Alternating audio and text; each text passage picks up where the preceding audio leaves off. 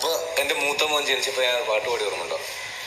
ലൈലത്തുൽ ഖദ്റിന്റെ രാവന്ന് വന്ന് മനം നൊന്ത് ഞാനന്ന് റബ്ബിലിരുന്ന് സുബ്ഹിന്റെ നേരത്ത് കുഞ്ഞു പിറന്ന് ആനന്ദമോടെ പൈതലിനെ കയ്യേറ്റും പൊന്നുമ്മ ആരംഭമോന്റെ കാതിൽ പേര് മൊഴിഞ്ഞു എന്റുമ്മ മുഹമ്മദ് ഷഹബാസ് അന്നെന്റെ കൽവിൽ ഏറെ കുളിരായി മഹിമകളുള്ളൊരു രാവിൽ ഇന്നവനെന്റെ മകനായി.